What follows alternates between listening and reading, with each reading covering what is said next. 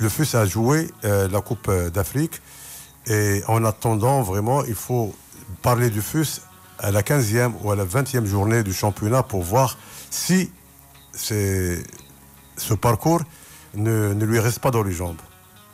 Bon, mais ce FUS qui a joué 13 matchs de Coupe d'Afrique, ce FUS, bon, qui a eu quand même la seule tâche, je dirais, c'est ce 0-3, ce 3-0 encaissé à Sfax. Mais à part ça, je dirais une équipe qui a gagné tous ses matchs à domicile, qui a éliminé des clubs comme le Stade Malien, hein, comme Joliba, qui avait été repêché de la Champions League, par exemple. Hein, des adversaires qui sont quand même assez costauds, je dirais, sur le plan africain. Il y a certains clubs en Afrique actuellement, Lino, qui n'ont pas les moyens et qui créent la richesse. Par exemple, Joliba, il a été champion en titre de la Coupe d'Afrique, mais ils ont vendu 8 joueurs l'année après pour essayer d'avoir les moyens de reprendre de nouveau le championnat et tout ça.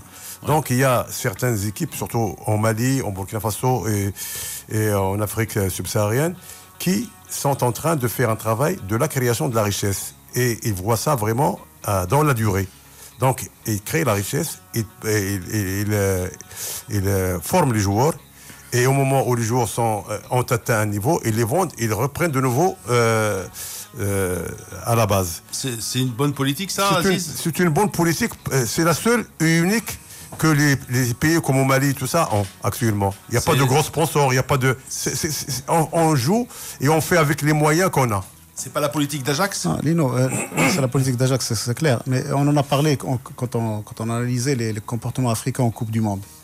Et on avait dit à l'époque que l'Afrique était devenue un pourvoyeur, non pas de footballeurs tout azimut, mais beaucoup plus de porteurs d'eau. C'est-à-dire que le profil du football qu'on recherche en Afrique, c'est un milieu de terrain défensif, généralement, avec une capacité physique à s'imposer, notamment sur les balles aériennes, etc., et s'imposer physiquement et imposer un certain respect physique dans les clubs. Donc pratiquement tous les clubs européens ont un Africain quelque part dans un poste pareil. Ce qui fait les que pratiquement... Montari, les Siens et compagnie. Les clubs, qu'est-ce qu'ils ont fait? Ils ont compris, donc ils ont commencé à former ce genre de footballeurs. Et malheureusement, ils s'en débarrassent rapidement.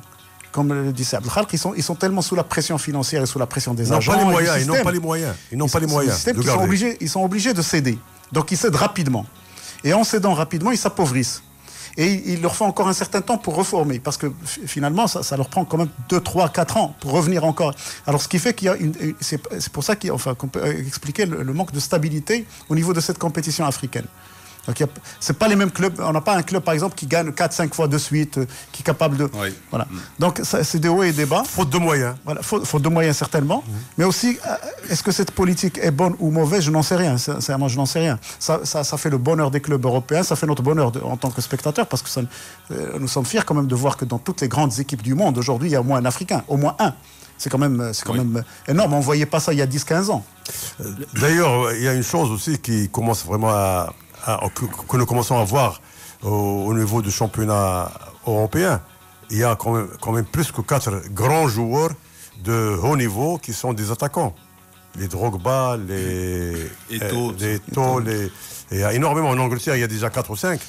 Donc, c'est une nouvelle chose parce que l'Afrique commence à travailler et commence à apporter. Et maintenant, comme on dit, par exemple, il y a certains pays qui n'ont pas des entreprises qui n'ont pas une économie vraiment brillante, alors ils sont en train d'appliquer vraiment la politique de leurs moyens.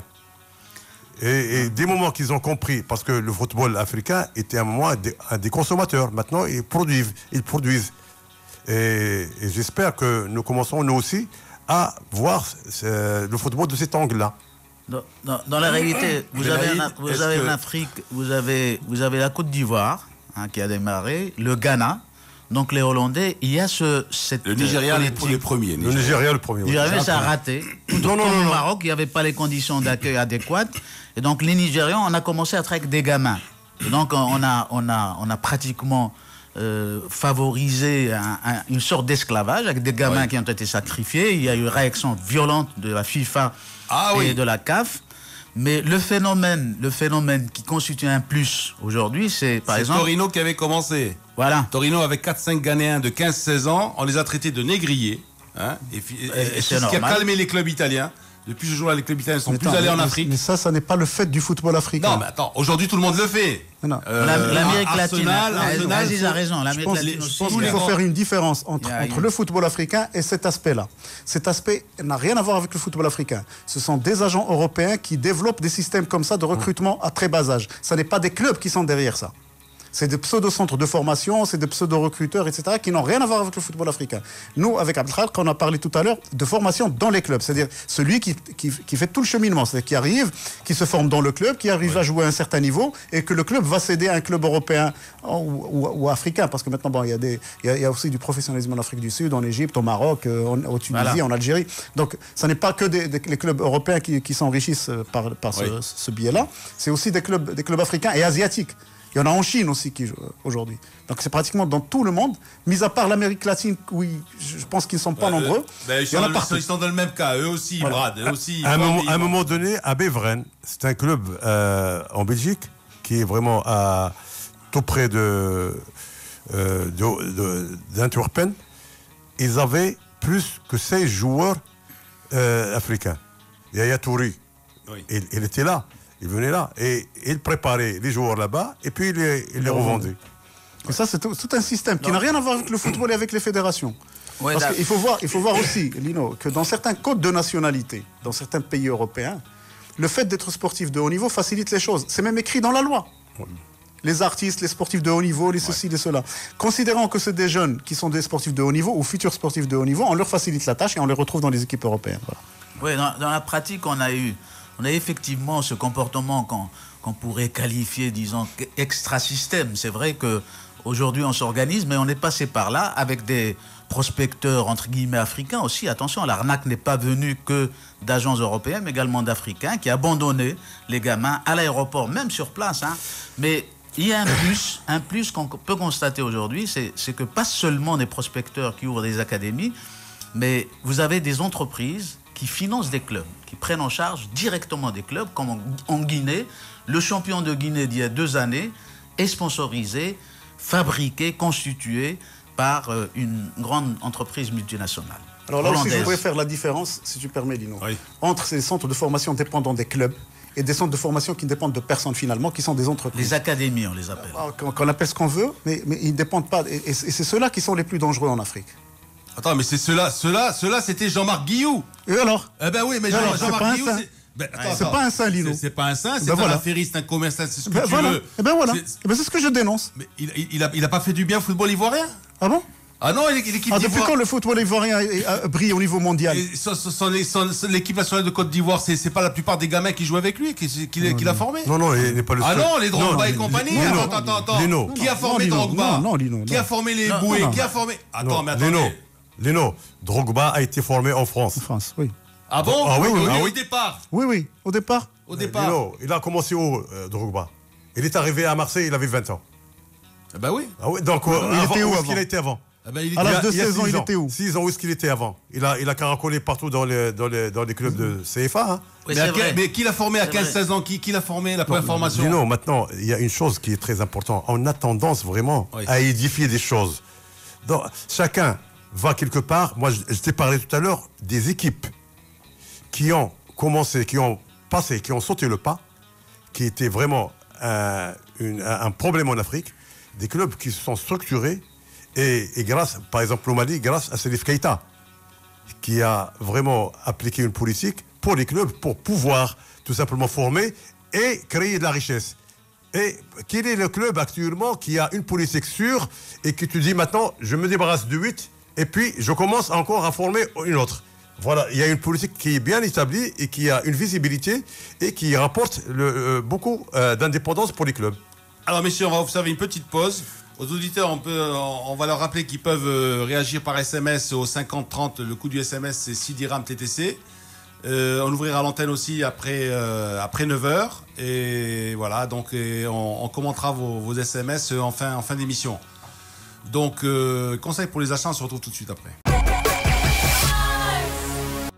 8h31, Mars Attack avec Aziz Daouda, avec Belaïd Bouimid et avec Apralek Louzani. On a parlé du FUS. Et donc, chemin faisant, on a parlé du football africain puisque le FUS va rencontrer Sfax dans le dernier match de la phase de groupe de la Coupe de la Confédération africaine.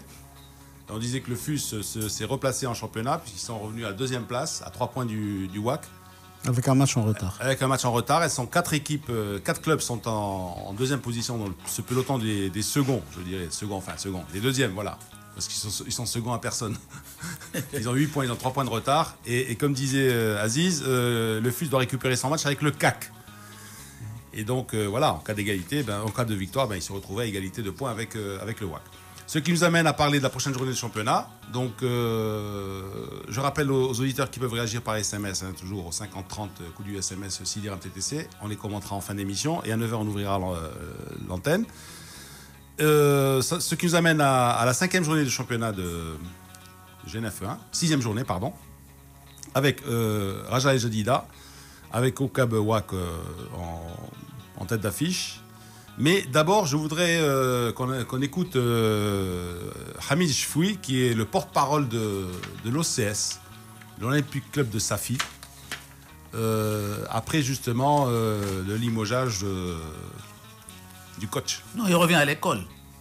Il est gardé. Mais pas l'équipe première. Il est gardé. Ouais. Son fonction initiale, c'était ça. Donc il revient à son boulot. Alors on écoute Hamid Chfoui.